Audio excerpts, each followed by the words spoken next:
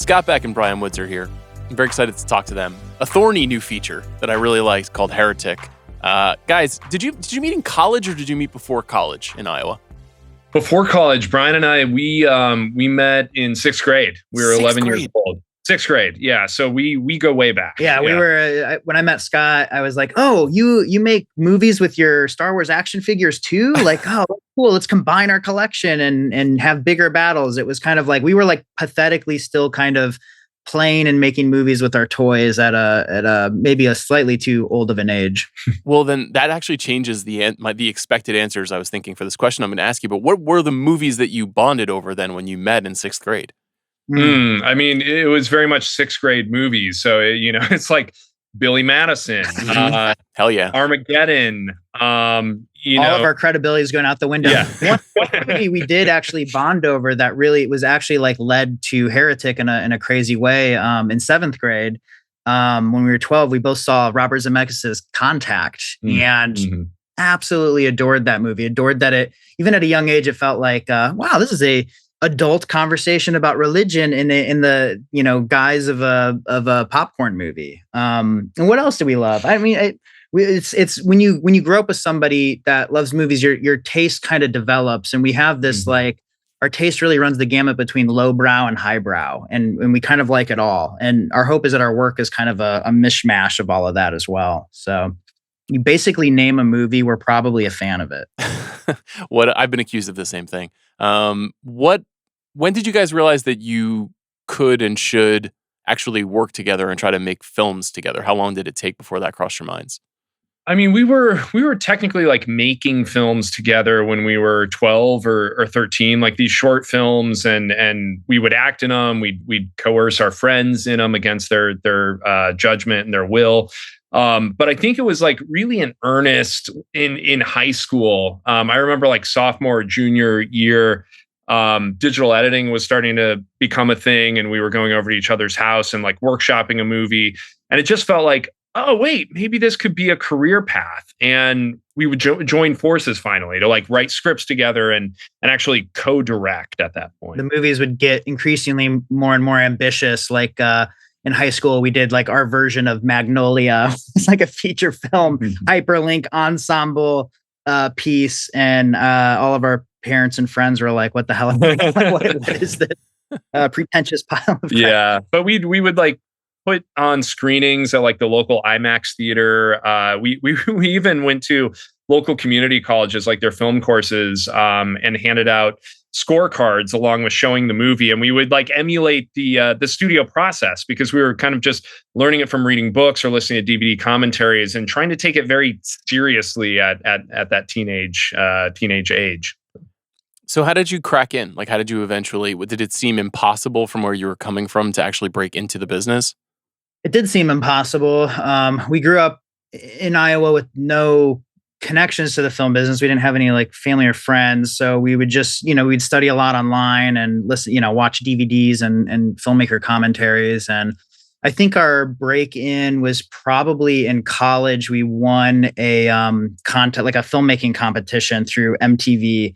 And the prize was like a nationwide contest or competition rather. And the prize was a development deal with MTV Films. And that development deal was not real. We later learned, like, it was like, they were like, yeah, here's $2,000, like, get out of here. It was like basic prize, but we pretended like it was real. We treated it like it was real. And we used that to get meetings with managers and agents who definitely did not sign us at the time. But it was like the first little, like, piece by piece, we would kind of wedge our foot into the door. And one of the first people in the industry that really, opened the door for us was David Gale. He used to be an executive, the head of MTV Films, and produced movies like Election, one of our favorites from Alexander Payne.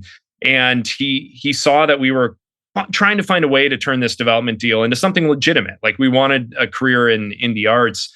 And he said, if you pitch me an idea, let's put something together. And we shot like this tiny pilot for this idea that we had. And we were able to use that as like a directing sample that ended up getting us like our first low budget feature film, this movie called Nightlight. And step by step, it was like the door started cracking open, and then it would shut just a little bit, and we'd crack it open further, and it'd shut a little more, and like just it was an ever evolving process. So and it definitely took years. I mean, it was like I don't know, we wrote at least 40 screenplays before we ever sold the screenplay. Like it was it took a long time, but it was fun. We love movies.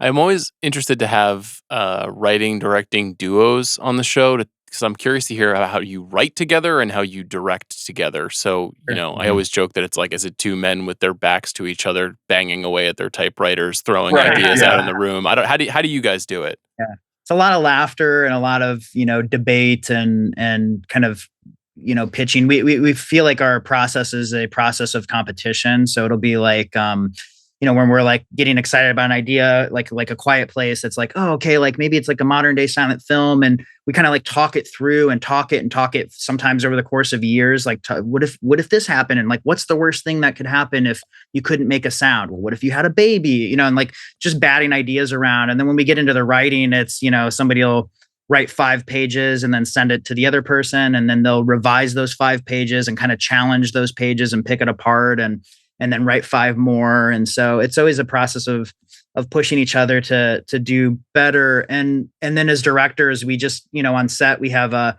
umbilical cord between the two of us. Basically, we just we're always like side by side, and we have every conversation with every department head and, actor together, so that we're always in on it. And I don't know, it doesn't feel like less work. It doesn't feel like, oh, there's like half the work because there's 2 of us. It feels like we share a brain, but it's like the kind of a collaborative conversational process. Well, I think it's because it demands for us to scrutinize each decision that much more. If I have an idea and I pitch it to Bryan, he's going to look at it from his own lens, which luckily we share a sensibility. So it's usually not that far off the mark, but then I'll add to that. And then we kind of come to these ideas or visions or conclusions of what artistically we think is the best move for the movie. And then of course once you're on set, you open yourself up to the rest of the collaboration, but it feels like we already started collaborating from the get-go. And it's super cool because you're not precious about any idea when somebody else is involved. It's very easy to be like, work on something and be like, this is terrible, because you don't have the like kind of, it's just a different ego, a different pride of authorship. It's shared, and you can be a little more critical. It's great. So tell me a little bit about where this movie comes from. Are you guys religious? Are you people of faith? We grew up Christian. Like I would go to church every single Sunday up until like I went into college. And growing up in Iowa, like it very much was just like it was a Christian place. But then as we got older, we both married into families that came from different religious backgrounds. Our circle of friends expanded from non-religious to like religious and other belief systems. We even have friends that are like in Scientology. Like it really runs the gamut. Name a religion. We probably have a friend or family member a part of that, and that's wonderful because it expands your mind, and you can approach kind of each thought process with empathy. It's kind of our jobs as writers anyways, like putting yourself in somebody else's shoes. And so, our religious journey is like extremely complicated. It's one of like, it started as I think when we were younger, a place of fear, which I think is maybe universal, this kind of universal human fear of what happens when you die. That's kind of what we're all afraid of. And really religion is, a medicine for that fear. As we've gotten older, I have to say, I think we find ourselves more excited to embrace the mystery, embrace the kind of idea of who knows. It could be this, it could be that, it could be nothing, it could be something, and trying to come to terms with that. But definitely the movie Heretic is, an exploration of those anxieties, if nothing else. Is that where it started, with this sense of trying to, collate all these different ideas about faith that you've been hearing or that you've been exposed to in your adult life and trying to find a way to blend them up into a movie? Or did it start as like a thriller horror movie about 2 young women who come to a guy's house? Like, how do you think in that way? think it comes first and foremost from like a very personal place, the same way that like an inspiration point like Contact or Inherent the Wind with Stanley Kramer's movie with Spencer Tracy, where you're debating and having a discourse of ideas, and that's an extension of so many things that Brian and I have wrestled with over the decades that we've known each other, trying to get to the bottom of basically unanswerable questions and the unknown. So I think it starts off from that. And then I think we can't help but shake the idea that the questions that we've been consumed with that have to deal with cult or what's out there and what's the true religion, or is there none, that stems from like those ideas kind of being scary to us, because it's real. There's something relatable and there's something that we're searching for and can't quite scratch at the truth. And so I think the vessel of it being in a horror movie kind of complements that. But also there's a history of the horror genre that we love, where it Trojan horses in ideas that might not be tackled best in like straight dramas or straight stage plays. Think about movies like Night of the Living Dead and how it tackles the idea of racism, or Invasion of the Body Snatchers and tackling like the Red Scare of communism back in like the 60s. And so it's it felt kind of like a perfect fold to talk about religion, but in the body of a thriller. And we'd also been wanting to we had this kind of notion that, horror is so cinematic. It's so perfect for jump scares and monsters hiding in shadows and all these kind of cinematic conventions that create tension and scares. We were kind of like, oh, are we overlooking the psychological component of horror because these other elements are so exciting as filmmakers, and so we got excited about this idea of can we do a movie that's almost exclusively dialogue in terms of how the tension and terror is activated in the film. And it was a question of like, can you replace a jump scare with a philosophical thought that's equally as terrifying, if not more so. And yeah, it was a fun experiment. I love that approach. Mr. Reed is an interesting character. He is an incredible star part. Like, just in terms as writers, I'm sure you guys were just like, we are spring loading this with the most charismatic person possible. And he's, smarmy, and he's a know-it-all and maybe evil. But does he have a point though? Like, that's something I was wondering about as I got to the end of the movie. Like, is there is he right about some of this? Yeah. I mean, I think he's testing his hypothesis. He has a theory. He's spent his entire life studying religion, and he has a theory that he is testing on this night. And he's not positive he's right, but he thinks he's right.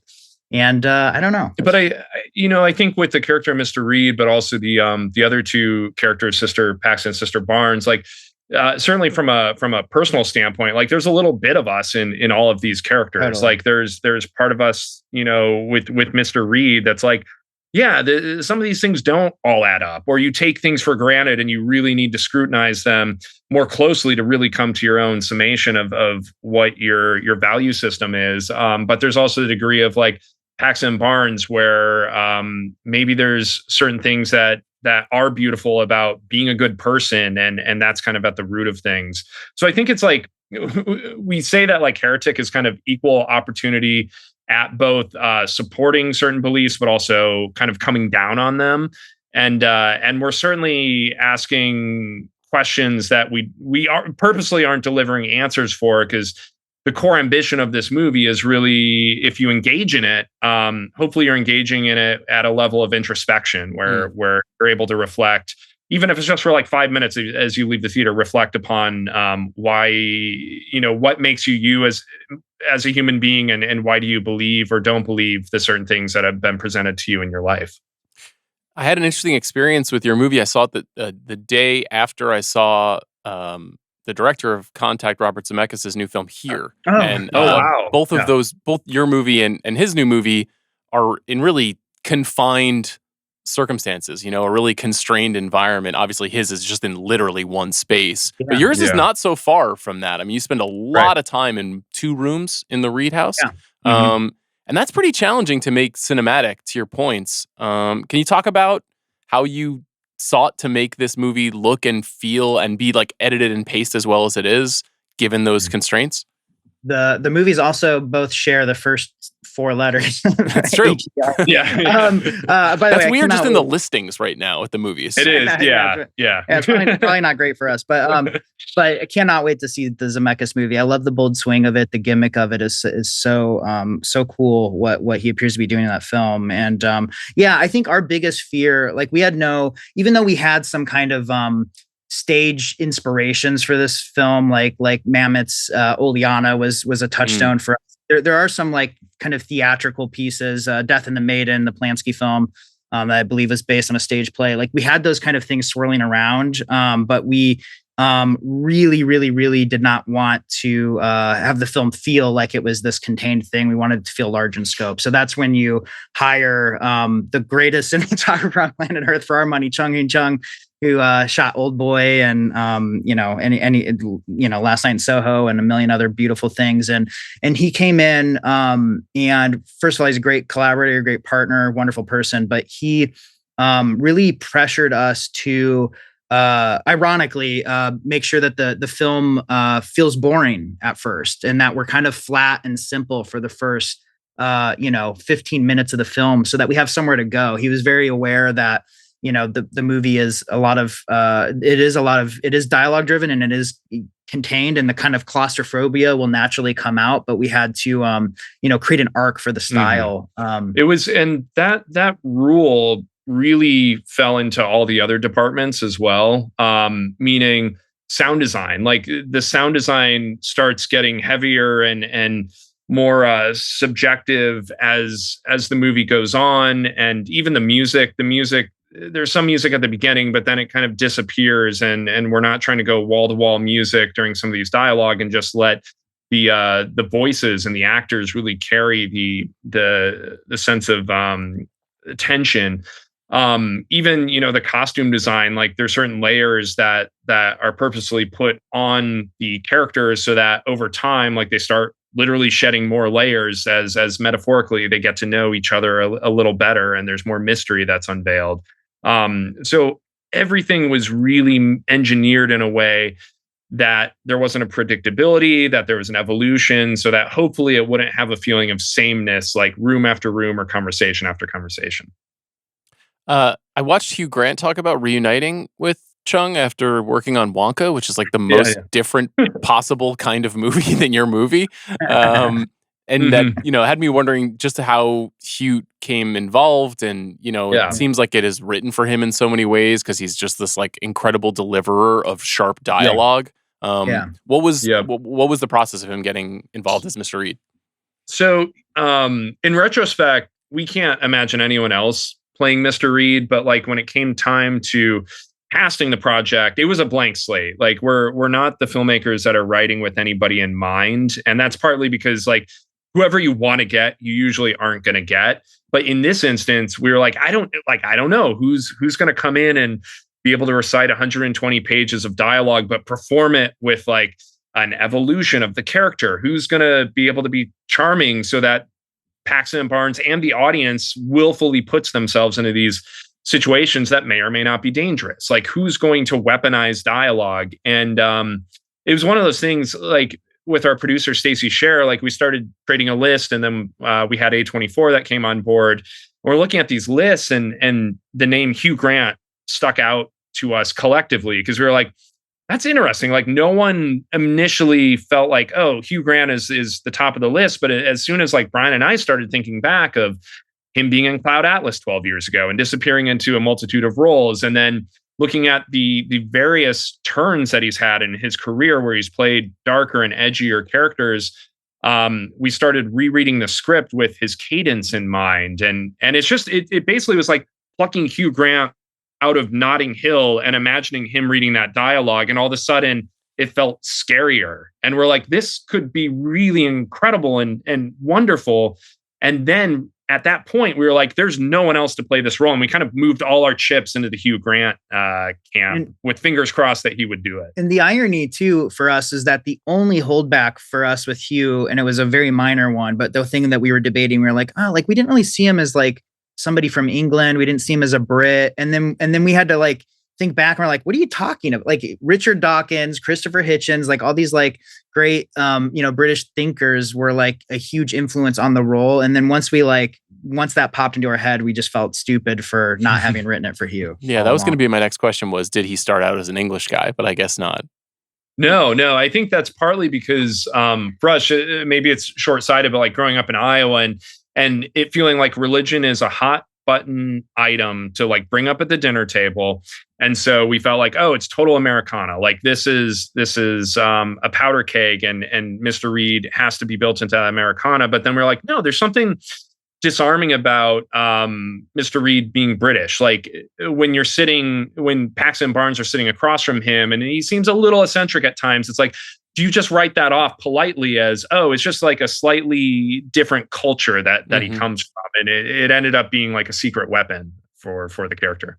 There's something kind of alien about it. I was hoping you guys could maybe help me understand what it is I'm trying to say. But, there's like a little bit of like Jordan Peterson in this character. There's a little bit of like your favorite like history podcast telling you about Napoleon in this character. Like there's just like this confluence of mansplaining culture over the last 10 or 20 years. And it felt like you were riffing on that. And obviously you've got these two young women who were subjected to all of his shit. But I assume that was on the surface when you were writing it.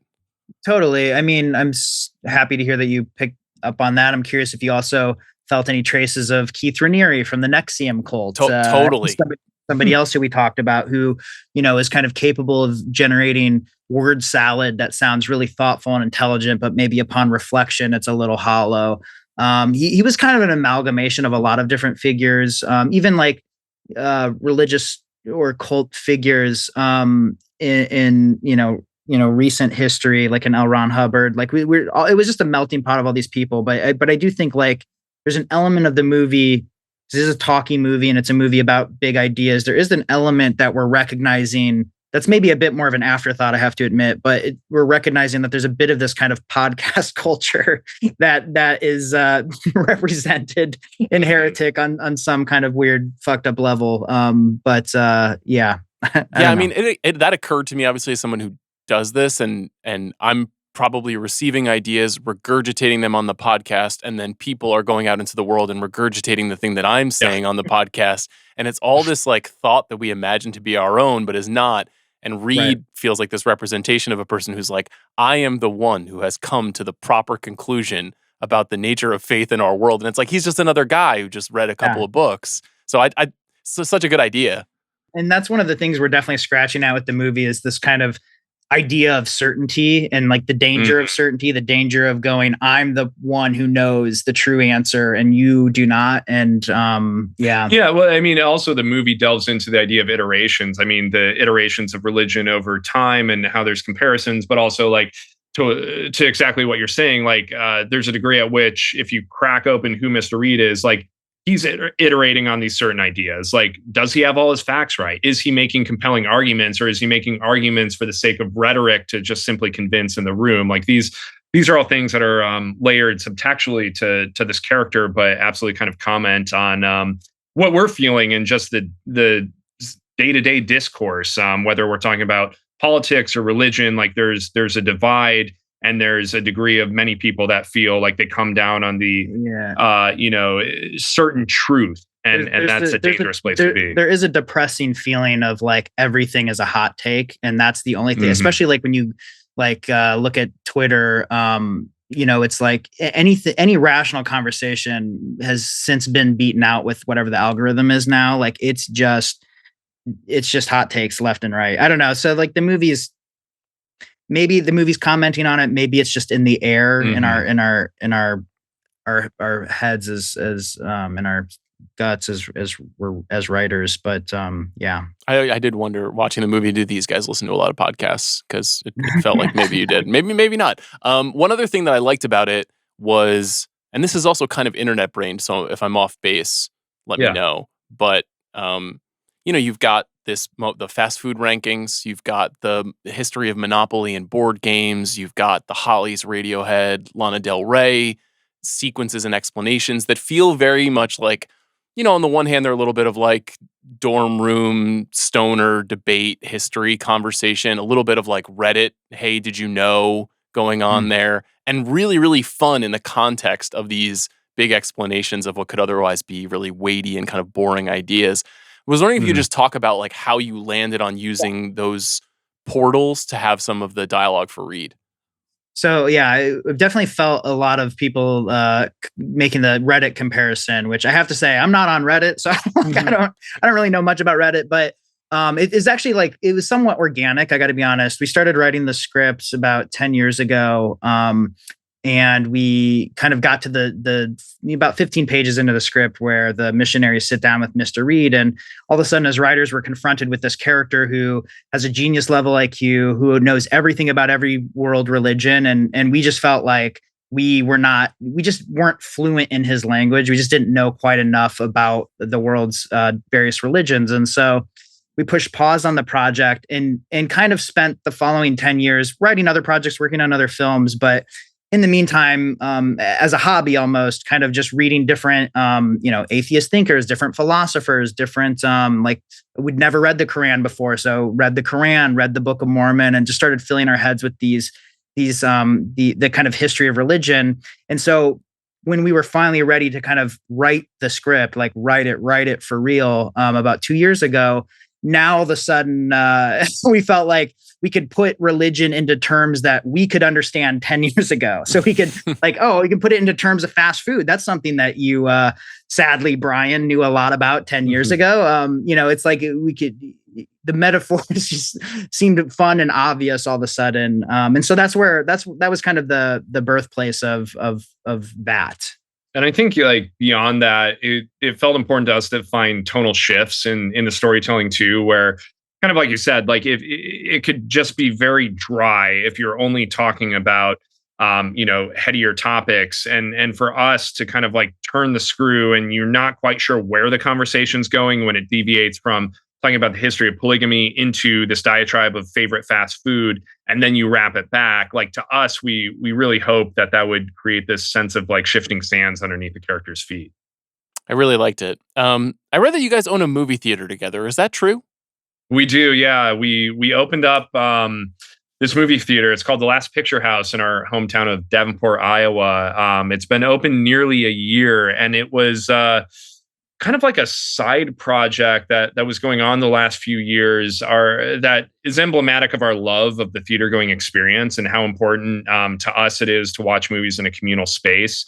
And where we're from, like there's a multiplex and that's it. So you grab your popcorn, you see a movie, and then you're gone. But this theater, the Last Picture House, we've got a couple screens. We've got like Dolby Atmos sound, which there's no other Dolby Atmos theater in the area. We've got like a rooftop screening area so you can watch movies outdoors. We've got a lounge so you can like grab a drink, grab a cocktail or a mocktail and hang out. And we can bring in special guests. Like we brought in Michael Sarnofsky, who wrote and directed Pig and the latest Quiet Place. He came out opening weekend to show A Quiet Place day one and talk to the audience. And so it's like born from our love of the theater going experience and trying to do something special in our hometown. But it's also like bringing in some of these special guests. It's creating a link between our hometown and having a career in the arts, because in our childhood that felt so far away. And anytime like someone like a Paul Schrader would come and talk at University of Iowa where we went to school, it felt like all of a sudden, like there's Hollywood right in front of us. Like there's somebody that has made a career and had something incredible to say. How do you get there? And so our hope is that there's other filmmakers or artists here in Iowa where we're from that have a little more of like a gateway or insight into what it takes to have a career in the arts. I really love that. What have you learned about the theatrical exhibition business, both as filmmakers and now as theater owners? Please be honest. I'm curious.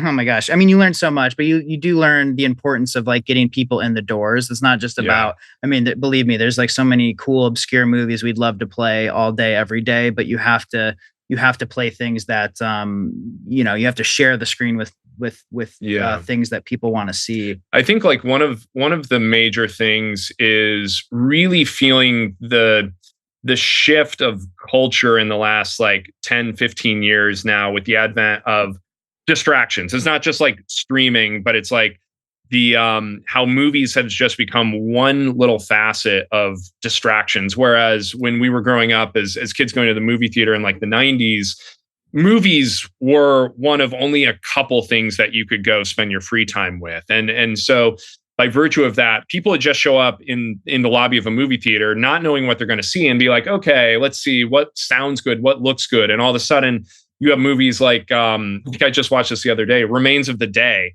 That is this like quaint movie that today would probably just be on streaming, but like that movie goes out and grosses like over $60 million, probably because a lot of people just showed up. We're like, what should I see? I'll see that Anthony Hopkins movie. Well, like we also like, so as a filmmaker that is now in exhibition, you learn the responsibility that the filmmaker also has to be filling these theaters. Like Rian Johnson, I'll put him on blast for 2 seconds. Our hero, by all accounts, the nicest, sweetest person in the industry. But anytime a Rian Johnson takes a theatrical experience like Knives Out and sells it off to Netflix, you're selling out the theaters because we as a theater need that movie. We need Knives Out because people want to see that in our place. And if we don't have a cool movie that actually draws people out, you're just sending more eyeballs to Netflix. And on some level that is selling out a little bit. But I do think, one thing we've noticed is as much as like blockbusters really hit, like a Twisters was very successful for our movie theater, there's also plenty of space for movies like Late Night with the Devil. That was a movie that I think we booked like a few weeks after it came out, and we had a gap where we could put it in, and we had a great turnout for that movie for like 2 or 3 weeks. And so there's the love of genre that I think is still really anchored strongly, but you can make as many guesses, of a certain movie. Is it going to perform? And we're constantly, flabbergasted by the things that hit and the things that miss. And I think that's probably a global thing right now. It's fascinating. I mean, it's really unusual for active filmmakers to be getting that up close experience and seeing what people do want to see and don't want to see. Do you think it informs the kinds of movies that you're making as well? Like, have you learned anything and feel like it filtering into the work? That's a great question. I feel like we're so close within the first year of opening up the movie theater. I'm not sure anything's quite hit, but I will say our intent has always been to write for the theater, the big screen experience. I mean, going back to like writing A Quiet Place, like that movie was engineered in a way, let's just talk like sonically, first and foremost. We're like, even if we don't have much money, we make this movie independently. Let's just say we don't have money for CGI, sound design, like that's where we're going to put all our resources so that you're hearing this in a movie theater and it's terrifying you. And I think beyond that, we're always writing these scenes from the first standpoint from an audience perspective. We're trying to understand, what does the audience think is going to happen? How can we subvert that? How can we provoke them? How can we use all the tools of cinema to do that? Heretic was certainly, as we spoke a little earlier about, how do you make it cinematic where otherwise we could have just, made it a stage play and really demand an audience to be provoked by the choices we're trying to do with like the camera and the sound design. So that's always at the forefront of our mind. And I don't think that's going to go anywhere anytime soon. You guys know what you're doing next? We are deciding between 4 different projects, and they all run at different. Like we've got a really big science fiction idea. We've got a small kind of contained spiritual sequel to Heretic.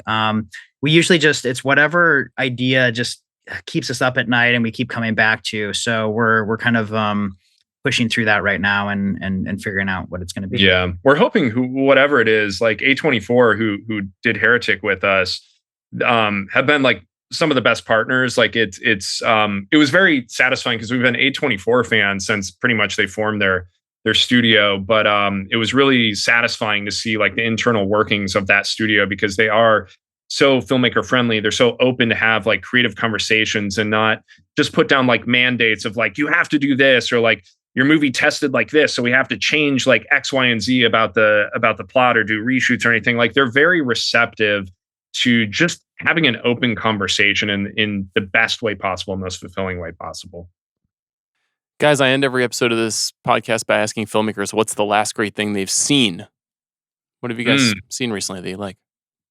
Oh man. I mean, I mentioned it earlier. I saw Remains of the Day, like probably last, and I was actually like really, really impressed by the craft of that movie, James Ivory. But I also just rewatched for like the 1,000th time Spielberg's Artificial Intelligence, which huge favorite of mine. Yeah. Yeah. Wonderful to hear that, because it moves me so emotionally. It feels isolating, and also this story of pursuit of love all at once. But I also feel like we're kind of tackling AI right now in real time. AI like as a topic in so many different industries, and certainly generative AI in the filmmaking industry. And then some recent stuff that I know Scott and I both liked. It's like Challengers. We really loved this year. Saturday Night was fun. Rebel Ridge was a lot of fun. I'm just naming off movies that people have seen already, but it's been a good year for movies. We've been thrilled with all the stuff that's Coppola's Megalopolis. Like, we saw that in IMAX and had a hell of a great time watching that. And say the least. It's not a movie that immediately we're like, Eureka! Like, we totally get that, but like, you see the ambition, you see the passion there, and it was a really beautiful experience. And Will and Harper, that made me cry. Yes. God, starting 5 minutes destroyed us. Yeah. It's a lot of great recommendations. Scott and Bryan, thanks so much for doing the show. Really appreciate it. Congrats on Heretic. I really dug it, guys. Thank you. Appreciate so that. Such an honor to be here. Thank you.